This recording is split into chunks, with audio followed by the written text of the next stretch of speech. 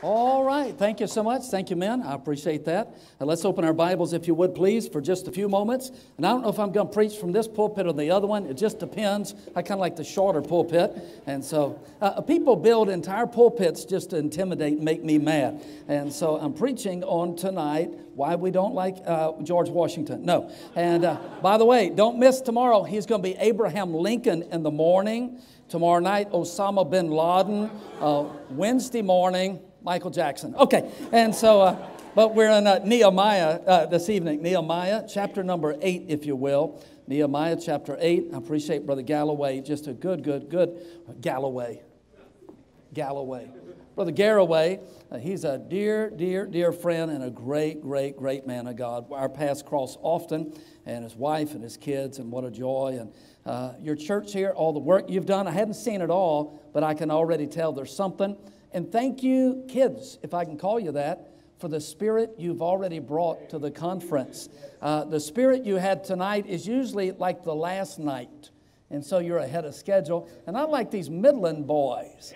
I like these guys a lot. Now you guys are from Texas, is that right? Oh, okay. I heard about this guy in Texas. He is bragging. He had a friend at his house. He said, look at this. He said, see all the way over there? It'd take you 2 days to drive just to the end of my property. My ranch is so big. Really? And it'd take you 3 days to drive that way to get off my property. And someone said, really? You know how Texas people brag on how big stuff is in Texas? And the guy looked at him and said, I used to have a car like that. Oh, okay, so you'll get that later. So we're in Nehemiah chapter number 8, and we'll say more about the Dallas Cowboys in a minute. But Nehemiah chapter 8. Look down, please, if you will. You know the background of the story. It is Nehemiah, the layman. God has used him to lead a nation to rebuild the wall. And so with the wall being rebuilt, the Israelites will move back into Jerusalem. The nation will come alive again. Brother Garraway, revival would come. And so this is a big thing. He built the wall, didn't look like a big thing. It was a big thing. But notice the verse. They're getting ready to celebrate. Baptist potluck, Nehemiah 8. And it says, then he said unto them, verse 10, go your way, eat the fat. That's for all you people on diets right there. There it is. And look at this. And drink the sweet tea. No, excuse me. It says drink the sweet. And send portions unto them for whom nothing is prepared. For this day is holy unto our Lord. Neither be ye sorry. Here's the statement. You've said it. You've heard it your whole life. It's a part of a song. For the joy of the Lord is your strength. Let's say that together. You ready? For the joy of the Lord is your strength. And that's the topic we'll speak on tonight. Let's pray. Father, would you bless this brief time we have? Thank you for all that's gone into it. Thank you for churches, youth pastors, parents that still believe in the next generation, these kids. And we're thankful. As long as there's kids like this in America, oh yeah, there's hope. It's not over. The curtain isn't pulled. Thank you for what they've brought. I pray you revive them tonight. Give them extra energy to be able to hear. In Jesus' name, amen. Let's find out how many preacher boys are here. You feel like you're going to be a missionary or maybe a preacher in the future? Not sure, but you're open to it. Oh, okay, some of you, all right. When I was a preacher boy, I had all the answers. Now I don't even know all the questions. You know, it was like, come to my office, I know what to tell you. Now, I don't even know what to tell half the people. Life is so complex. Here's what I hear in my office. Pastor, my wife served me papers this week. She met someone online. She's divorcing me. Pastor, I walked into the living room late last night and I saw my dad on the computer. He was viewing pornography. Pastor, I was scrolling through my husband's cell phone and recognized some 900 pornography numbers. Pastor, my daughter's with a child and she's not married. Pastor, my son's on drugs again. Pastor, my husband is not a legal citizen. Now they're deporting him. back to Mexico. Pastor, the test came back. My wife has cancer. Pastor, my son hung himself this week. Sometimes I just kind of look at people and I just say, you know, I have no idea what to tell you. But I know one thing. Don't even try to make it without joy. Joy is the supernatural strength that God gives to people who are going through difficult times. Jesus came to the earth, lived 33 years. He knows how hard it is here. He understands joy. Solomon had everything we think it would take to have joy. By the way, happiness and joy is different. Happiness comes from happenings, outward circumstances. Joy always comes from within, because the joy of the Lord is my strength. Solomon, the wisest man in the world, had all the things anyone could desire. He had fame, he had fortune, he was the richest man in the world. He had made Forbes 500 most rich people in the world. He had all the women he wanted, over 1,000 women in his life. He had notoriety. At one time when he was right with the Lord, God used him to write 3 books of the Bible. He was a songwriter, wrote 1,005 songs. People traveled just to meet him. Queens showed up at his palace just to say, I got a few questions. Could you answer them? And the Bible said, and the half was never told. But Solomon sought after things and sought after women and got away from the Lord. And he said, vanity of vanities, all is vanity. Therefore, I hated life. He had everything we would think, if I had that, I would be happy. If I just had that, I would be joyful. He had it all, but he was a miserable person. Happiness, joy. I heard about a little parakeet. How many bird lovers here? How many bird lovers? Kind of like Sarah Palin. I love birds, right next to the mashed potatoes, right next to the green beans. I love turkeys and I love this and so forth. By the way, this is a true statement. The national bird, that we're voting on it, it was going to be the turkey. It was going to be the man. Okay, bald eagle, turkey. I love turkey. Bald eagle, I don't like very much. But, okay, we'll get, but this woman was cleaning her parakeet cage. His name was Chippy. Well, instead of pulling out the paper and removing all the debris and mess at the bottom of the cage, she decided she'd just stick in the vacuum cleaner hose. So she opened the cage, stuck the hose in, got a cell phone call, picked up the phone, hose went up, Chippy went in. A few minutes later, she goes, oh, my bird. She turned the vacuum cleaner off and opened the little bag, and there's Chippy, debris and trash and filth all over him. She said, oh, Chippy's so filthy. She put him under the water faucet in the sink and started washing Chippy off. Now, Chippy looked like a little drowned rat, looked like Woodstock who was drowned. And then, he's going to die of pneumonia. She got her little blow dryer out and began blow drying Chippy, and his little feathers started going back. Chippy lived. She put Chippy back in the cage. He just stared out the cage blankly. Chippy never sang again. You ever feel a little bit like Chippy? The world sucks you in. The devil drenches you with temptation. And then the flesh sucks you in and blow dries you off. Then the world says, sing to us. Why don't you sing to us? You can't do it without joy. I heard about a grandfather was grandparent sitting. And he had fallen asleep on the couch, and his little grandchildren thought it was kind of funny. He had a little mustache. And they said, what can we put in Grandpa's mustache? They opened the refrigerator, found some old cheese, some old Limburger cheese, and they grabbed it when he was still snoozing. They kind of rubbed it in his nose real quick, and they ran off. And the grandfather quickly woke up and sat up, smelling that Limburger cheese. He said, it stinks in this living room. Finally, he went in the backyard. He says, it stinks in our backyard. He walked to the front yard and he says, the whole world stinks.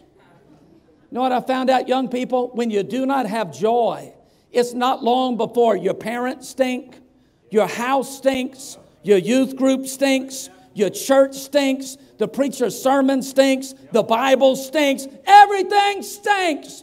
But it's not that. Life doesn't stink. It's the Limburger cheese and our mustaches. With joy, it all smells pretty good. What is joy? It's the smile of God on your face. It's that giggle on the inside, that spiritual adrenaline, that pep in your step. It's called the fruit of the Spirit. We're commanded to have it twice. Rejoice evermore. Rejoice in the Lord always. And again, I say rejoice. We're commanded to have it. It's the fruit of the Spirit, the outward expression of an inward truth. It is not an accessory or a luxury. It's a necessity. You've got to have it. It's not what you possess that gives you joy. It's who possesses you that gives you joy. You say, well, if it's that important, does it last? And it doesn't last. That's why the Bible says present tense, the joy of the Lord is my strength. You can have joy today and not have it next week. You can have joy at this conference and not have it at the next conference. It is a present thing. You've got to constantly be refilling, and it just comes from the Lord. It's only one thing that stops real joy, and that's this: sin. Whether it's inward sin, whether it's jealousy or bitterness or anger issues or lust or pornographic thoughts, or maybe it's gossip, or maybe it's texting some things you shouldn't, or sexting, or whatever it is. Maybe it's meeting strangers on the internet that you know, and the Holy Spirit goes, And when your parents are asleep, you're talking to someone they said not to talk to, and you're texting, then erasing it, and you're getting on websites you ought not be on. Whatever it is, God sees it. Whether it's an outward sin that everybody knows about or a secret sin, God sees it. It's all daylight. And what happens is the moment we sin and we do not confess it, God shuts the joy off. There's no strength to the Christian life. There's no power. There's no answers to prayer. You stop singing in church. Why? There's not a song in your heart. And the smile is gone. I remember. I've been there. I can testify. I've been in an independent Baptist church for the last 57 years. Now, I went home to eat. I mean, I didn't stay there the whole time. I mean, I did go home I went to school some and stuff. 57 years. I got saved when I was about 12 and a half. Surrendered to preach when I was almost 16. I've been in church a lot. But when I was a teenager, I was the first one there and the last to leave. Mom, we got to get to church. Hey, they're opening the door. I want to be the first one there. Talk to my friends. We talk, choir practice, serving. Then the last to leave, pastor would say, we're locking the doors. Go home. But something happened in my heart about 9th grade. And I wanted to be the last one to church and the first one to leave. And I didn't want to sit in the front anymore. I wanted to start sitting in the back. By the way, the front is the splash zone. You ever go to these marine shows where the killer whales are eating the trainer? Well, excuse me, that's a different show. But with the killer whale, it says splash zone, you will get wet. All the fun people, man, we're sitting there. Come on, killer whale, splash us. That's how it is. Well, it ought to be the same way in your church. It ought to be when your youth pastor, your pastor, or the guest evangelist comes to preach, you're sitting in the splash zone. What do you mean splash zone? It means when he's preaching, the spit particles start landing on you. And you see this little fog. Hey, it's raining. It's raining on us. One of our new men didn't know what to call the front row. He says, this is Rob in the splash zone. Well, that's just free. Anyway, I stopped sitting in the splash zone. I was miserable. Parents, pastor, didn't get along with anyone, miserable. And I went to camp. They had to beg me to come to camp. I didn't want to go to camp, didn't need church camp. And that Monday night looked like God just preached the whole message at me. Didn't even know if I was saved anymore. Woke my pastor up at 3 o'clock in the morning. I said, Brother Smith, I don't even know if I'm saved anymore. He said, well, tell me when you got saved. I told him, he says, you're saved, but you're just backslidden as the devil. That's pretty backslidden, as the devil. I wept my way back to the Lord that night. I sat outside on those Texas stars and cried and said, Lord, I'm sorry. I've done this and I've done this, and here's how I felt. I'm so sorry. You know, the next morning, any Wizard of Oz fans? Oh, you don't watch movies. Y'all have never seen Wizard of Oz. But the first half is in black and white. And then when Dorothy steps out into Munchkin land, it's living color. Well, I was living in the black and white, and it was no color. But when I got my joy back, it was part 2. It was living color. And the next day, my youth group was the sweetest in the world. And my youth pastor was the smartest in the world. And my pastor was the wisest in the world. I got off the church bus, hugged my mother. I said, I love you, Mom. I'm sorry.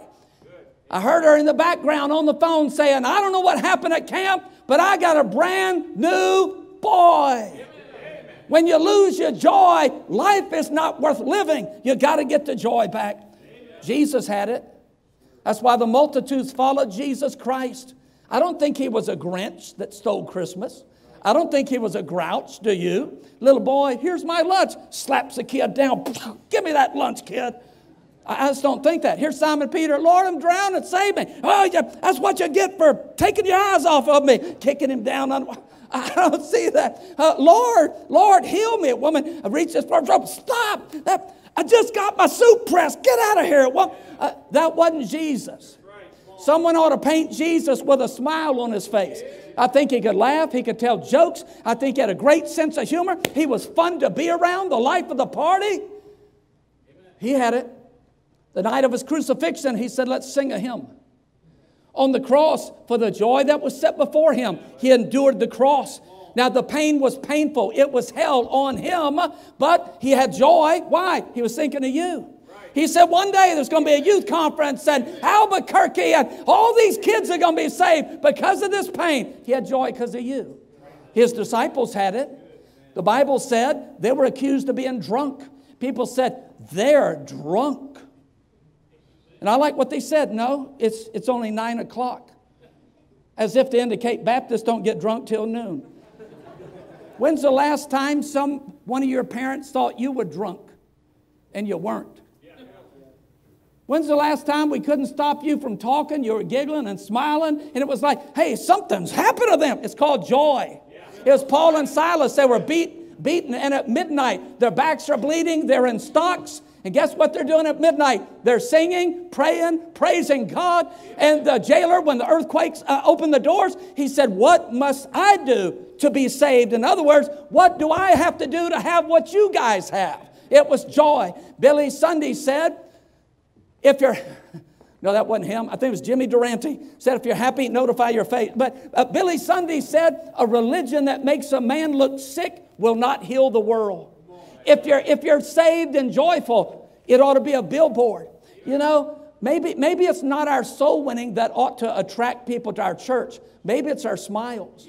Maybe it's the whistles. Maybe we need to put wavers all over town just smiling. And someone, who is that? That's the teenagers at that church. They're happy people. I was doing a little shopping years ago at a store. And I came in. I hate stores. I hate malls. Any man that likes malls, something's wrong with you. That's right. Something's wrong with you. Anyway, I know. The only mall I know is Maul Vader or something, some Star Trek character. Anyway, Darth Maul. Yeah, anyway, years ago, long story. But I was heading in. I was going to buy something, and I was whistling a hymn. I don't know if it's one of the Garraway songs or maybe the one y'all sang tonight. I think this was the hymn.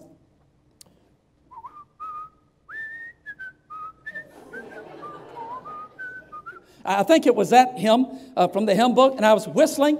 And as I came in, the guy at the cash register said, "My, you're happy." And I said, "You'd be happy too if you were on your way to heaven."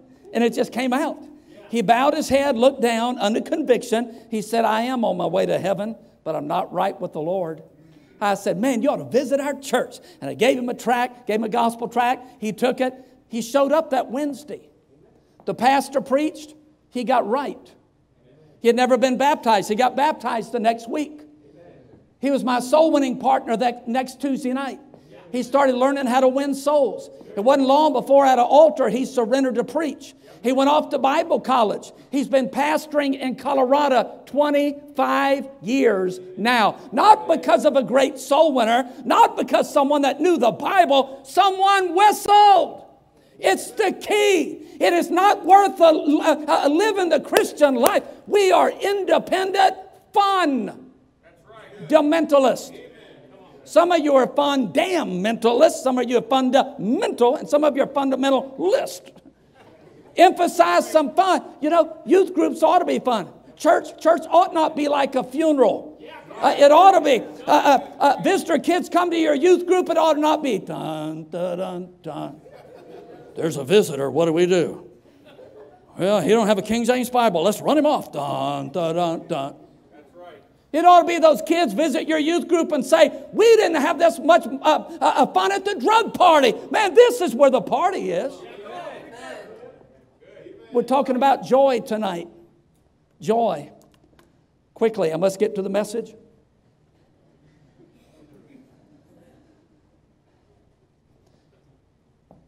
Anyone ever borrow someone's car? I don't mean you guys from Midland, not stealing them. I'm talking about borrow.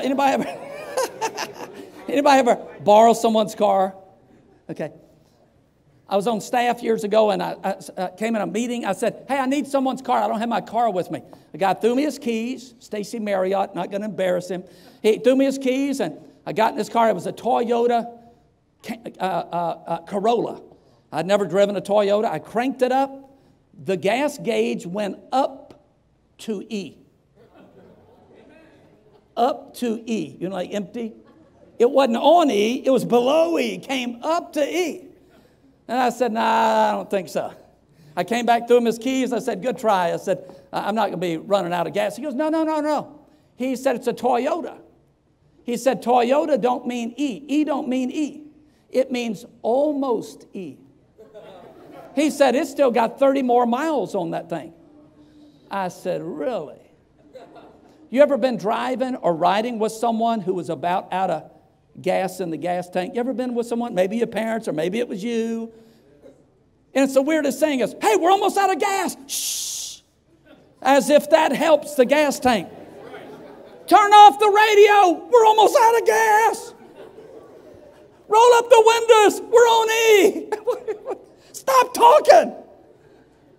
I wonder how many people, even in this room, I bet all of us adults at some time have prayed for God to do a miracle. Oh, Lord, I'm on E. We should have filled up. Oh, you're the God of, and we name all these people, Jacob and Abraham and Isaac and Jezebel and Ahithophel and the Hivites. And we start naming, oh, Lord, please do a miracle. Please put gas. Lord, don't let me run out of gas. You ever been there? And about that time, you see a gas station. Glory to God. God is good. And then you look, $3.29. What? And you pass it up. You ever been there? And about the time you pass it up, you start seeing a little picture in your head. And it's a picture of you walking down the street with the little red gas can. You know, I've seen a lot of people with red gas cans. You know something about them? They're never happy people. I've never seen anyone smiling and waving and blowing kisses. I've never seen them skipping with the gas can. They're miserable. They're angry. They're cussing. They're embarrassed. They're upset. How come? They had money to buy gas. They had time to buy gas. They thought they could go a little bit farther. The young people, it's two types of kids in this room, two types in the world. Those holding a little red gas can, the joys run out. Your parents know it. Your church knows it. Your friends know it. Your best friends know it. Your youth pastor knows it. It's miserable hanging around someone with a gas can. The sermon was too long. I don't like all that America stuff. I don't think that guy really looked like Abraham Lincoln. I just didn't think he looked like Lincoln at all. Hey, the snacks don't have my favorite candy bar. The line's too long over here. Our trip was too long. They didn't stop at McDonald's. We went to Burger King. I hate Burger King. Hey, gas can carrier. Hey, look, everybody's pointing. You're that sad right now. Come on down to the altar right now. And then there's those who put the can down and have filled up. God says, hey, I've got something called joy. Come and get it. I've got some joy. Come and get it. It's free. I bought it. So I want to name the gas pumps you can stop at. Here we go. Number one, learn to laugh at yourself. The Bible says, a merry heart doeth good to you and good for others as a medicine. You ought to be able to look in the mirror and just kind of funny say, hey, God had a good day when he made me. You know, I've not always been this booming height. First grade, 3'6". Some of you guys was born 3'6". I weighed 36 pounds when I was 6 years old. First grade. Stepped on the campus of a school in Florida. I heard someone say, there's a midget on the campus. There's a midget. Did you say, there's a midget. There he goes. And I kept trying to see him all day. Where? There. Where? I don't see him. There. Where? And they were pointing at me. About that time, I had to get glasses.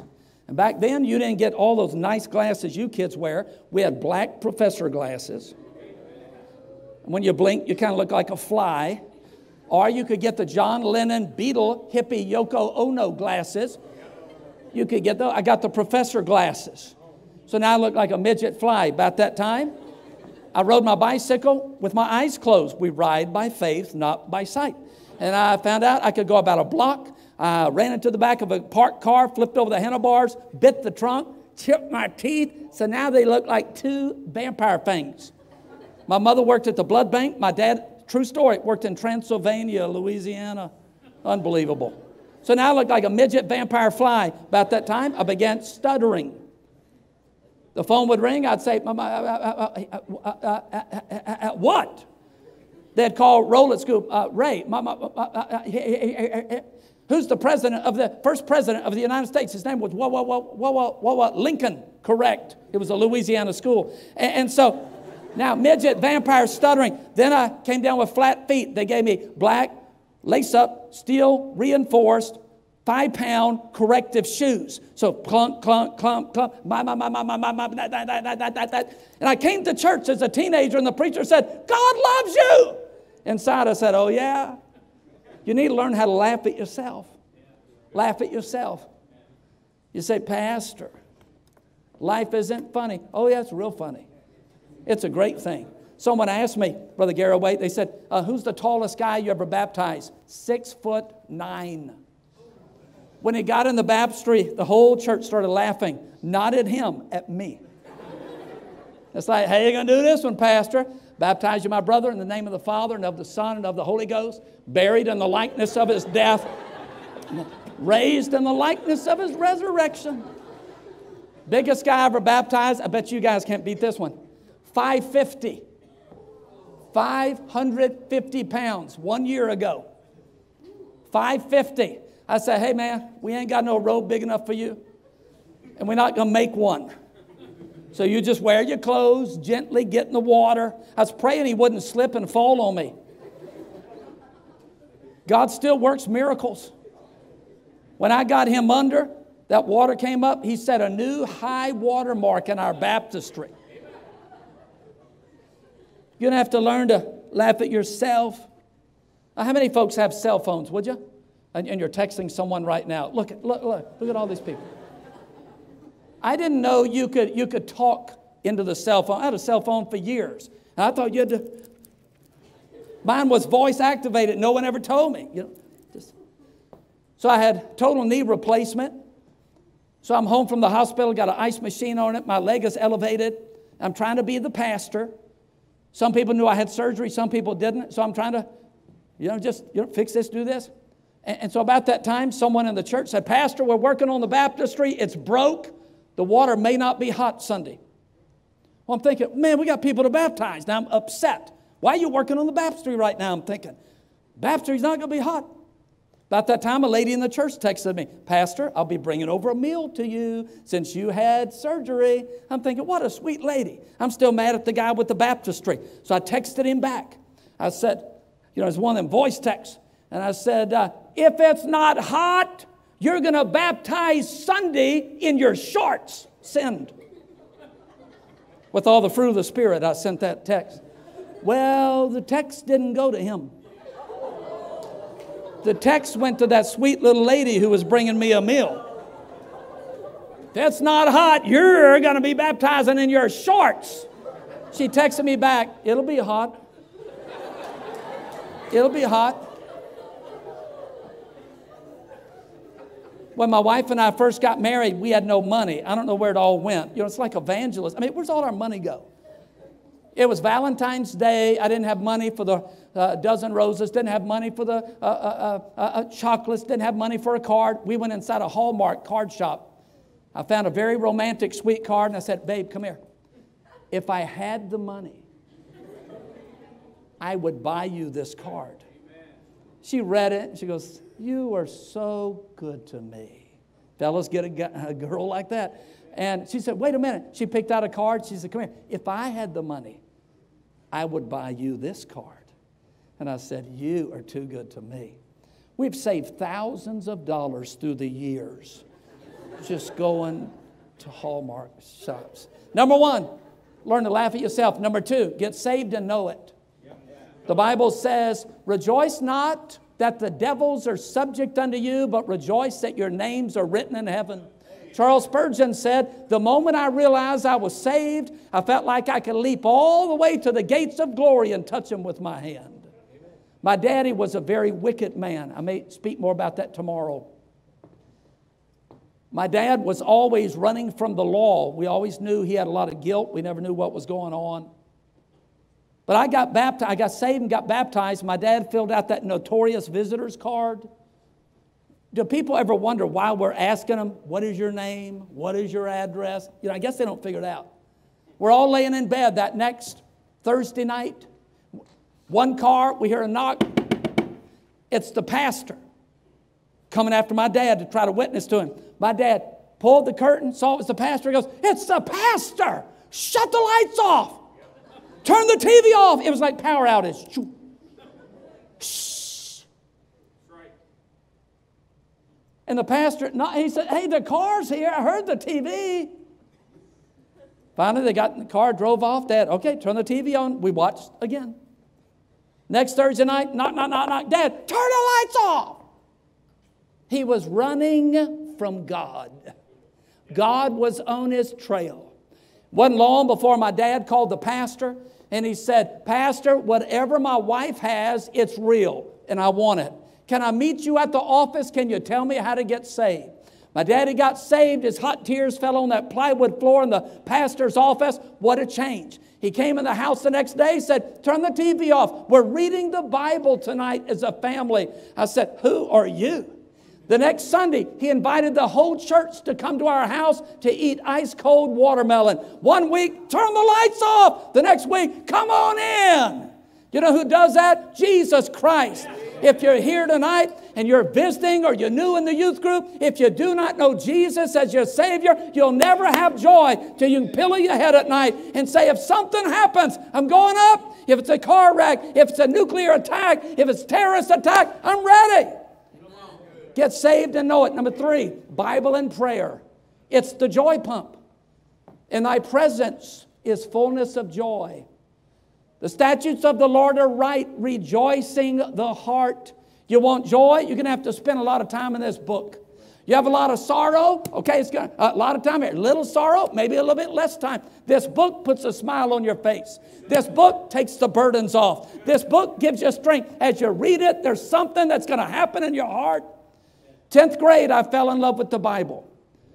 I always just found it for church on Sunday, picked it up for church. I got serious about it. I marked several places, read 26 chapters a day. I'm not saying you have to do that. That's what I did. I finished the whole Bible in 6 weeks, then 6 more weeks. I read the Bible 6 times that 10th grade year. I wasn't perfect, but something happened. I couldn't shut up about Jesus. I was passing out tracts, winning classmates, and while other kids were falling prey to immorality or drinking or running away from home, God protected me from that. I wasn't perfect, but it was so much water, the word falling on me, it was keeping me clean. Pull up to prayer. Pull up to the Bible. Do you have a daily Bible time? I hope you'll leave this conference and say, every day from now on, 9:30 in the morning, it's me in the book. I've got an appointment, me in the book. It's me on my knees. It's prayer in the morning or prayer at night. I'm going to make an appointment. I'm going to stick with it. It'll change your life. Bible and prayer. What else? Quickly. Preaching. Preaching. Acts 8:8, the Bible says, when Philip went to Samaria, there was great joy there. When he preached in Samaria. Now look, we were tired coming in. We were tired. I know how it was. You know, you were excited about the food, but in our church on Sunday, people kind of drag in. You know, they kind of look like something off of a horror movie. You know, they're barely breathing. You know, as kind of life support. I've had people actually sit in the pew and say, Pastor, it better be good today. They come in half dead.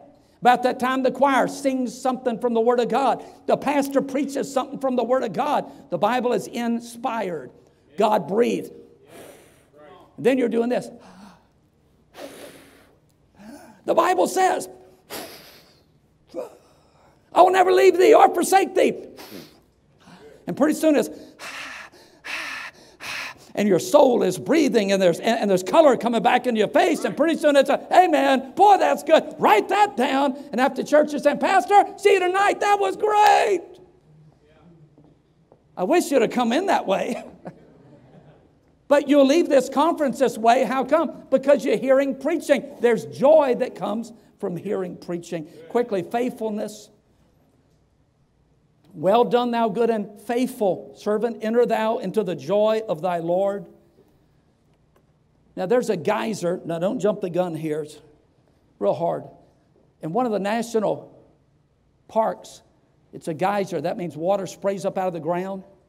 It's not the biggest geyser. It doesn't spray the longest. But it's the most famous geyser in America because it always comes up at the same time. They call it Old Faithful. Now that ought to be your goal. When the doors are open, you're there. Your goal ought to be the oldest living church member in your church. Just sink your roots and stay and stay and stay. You'll be blessed because you do it quickly, just one day at a time. Sometimes young people say, Pastor, it's hard to live the Christian life. It's just so hard. It's so hard. I don't know if I can live it the rest of my life. No smoking the rest of my life. No cussing the rest of my life. No immorality the rest of my life. No ungodly music. I can't do it. You don't have to. This is the day that the Lord hath made. Day. We will rejoice and be glad in it. You only have to do it today. Just today. If we gave you $1,000 and said, hey, be in love with Jesus today. Read your Bible. Live right. You could do it for a day. By the way, I could do it for a whole week. $1,000? And God says, hey, it's just today. You can do it today. What else? Quickly. The second coming of Christ. And there'll be joy at His appearing. Joy at His coming, the Bible says. Now, I want to just say this quickly. Kids, you're not evil if you're not really excited about the second coming. You know who shouts when the pastor says, Jesus is coming soon? The old people. Let's just be honest. Glory. You know, the guys with one foot in the grave and one on a banana peeling, about one breath away from heaven. Oh, Lord, come. But if you're 14, you're not praying, oh, Lord, come. Got your attention now. Oh, Pastor. You know why? You're saying, I want to get my license. I want to go to college. I want to get my career going. I want to buy a motorcycle. I want to buy a boat. I want to kill that 10-point... excuse me, that's another sermon. I want to get married. I want to have kids. Hey, none of that's wrong. But I'm just saying, if Jesus came back tonight, that would cure everything. It would cure everything. He is coming back. Maybe morning, maybe noon, maybe evening, but will be soon. Not only that, this too, soul winning. There's a joy that comes with soul winning. Every Christian teenager ought to be a soul winner.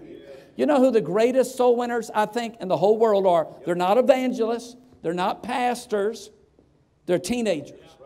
And you know who I think the greatest soul winners out of the teenagers are? The girls. It's just something about them.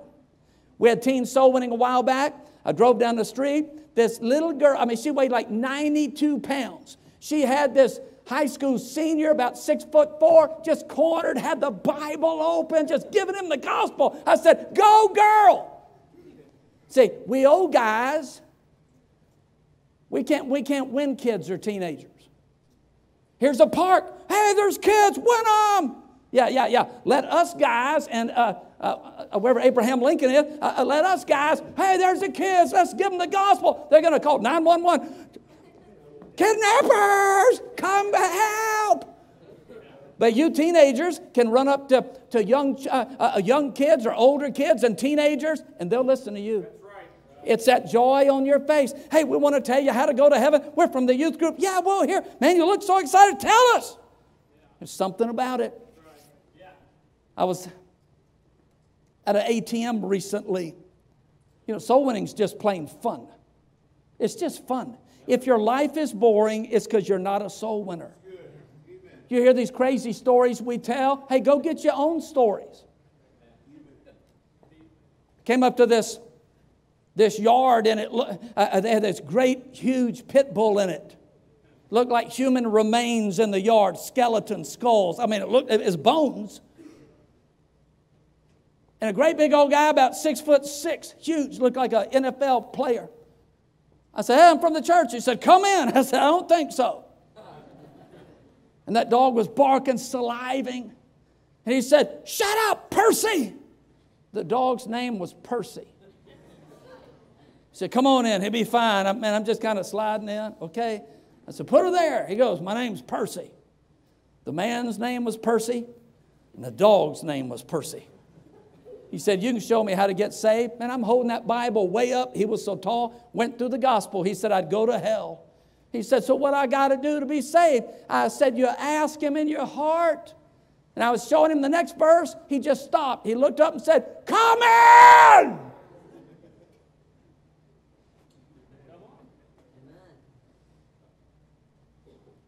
I said, well, that's kind of new. There's nothing like it. I was at the ATM machine recently. I mean, like 2 weeks ago. And it was a lady at the same machine. We had to wear the masks, the bandit masks, and that sort of thing. I had my mask on. And I said, good morning. And she said, good morning, but with a Filipino accent. So I said the only statement I know in the Philippine language, I said, salamat po. And she goes, oh, you know my language. And then she said this, you are so handsome. Are you married? I said, ma'am, I'm the pastor of the church. Here's the invitation to church. You know, you Filipino women have very good eyesight. There is nothing like trying to win someone to Christ. It gives you joy. First person I ever went soul winning with was O.W. Moore. He's in heaven now. Our pastor was new in the church, trying to get soul winning going, and so he made the announcement, I want everybody, every teenager, every man, I want everybody out Thursday night, soul winning. We're going to knock doors and win soul. I want everybody out. So I knew I was coming. He said, plus we're serving community coffee and Krispy Kreme donuts. My dad always told me, do not drink coffee. It'll stunt your growth. Never bothered me at all. And so I said, well, I'm going soul winning. I showed up that night. I knew there'd be traffic jams, people everywhere.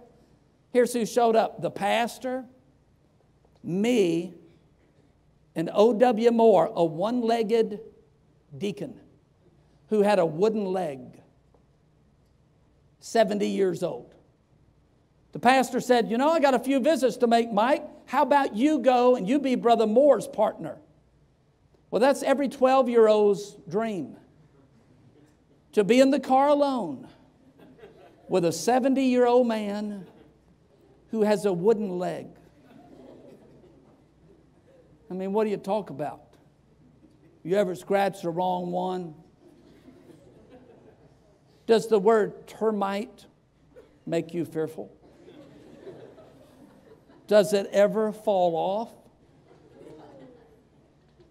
We went to a house. I held the baby. I was the silent partner. He led someone to Christ. All the way home, he said, Mike, they wouldn't have been saved if you weren't there. I had to have you. You're a soul winner. You're going to get a crown up in heaven. It was the first soul I ever saw off the church property ever get saved. I got bit that night. These knuckles, we have 78,000 people in our city of Napa. I've been personally to every door. Took me 4 years. We have a city of 116,000 called Vallejo. I don't know if you can find a house I've not personally been to.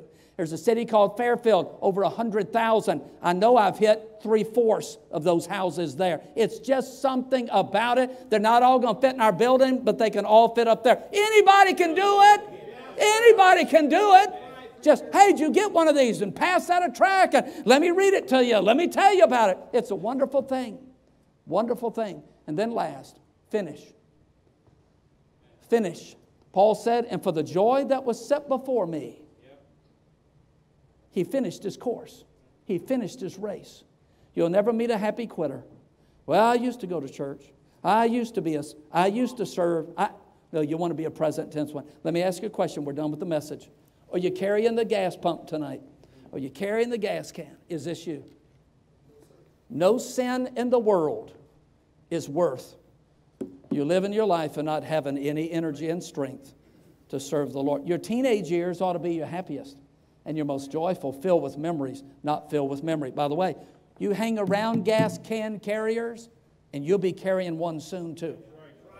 Some of you tonight, you need to put it down, come to the altar and say, Lord, this is the sin. I'm naming the sin. Wrong friend, cussing, wrong internet, wrong music, wrong this, smoking, drinking, cussing, experimenting with drugs, whatever it is. You need to tell him tonight, say, and this is the sin I want you to forgive me of because I'm dropping the gas can tonight. Then some of you need to just start pulling up to the pumps. Start pulling up to the pumps. You wonder why we laugh a lot at church and a lot of preachers laugh and cut up? Because we're pulling up to the pumps. You'll love it. Heavenly Father, we ask your help tonight. Pray you'd bless the message. Our heads are bowed, eyes are closed. You say, Pastor, what can I expect if I pull up to the pumps?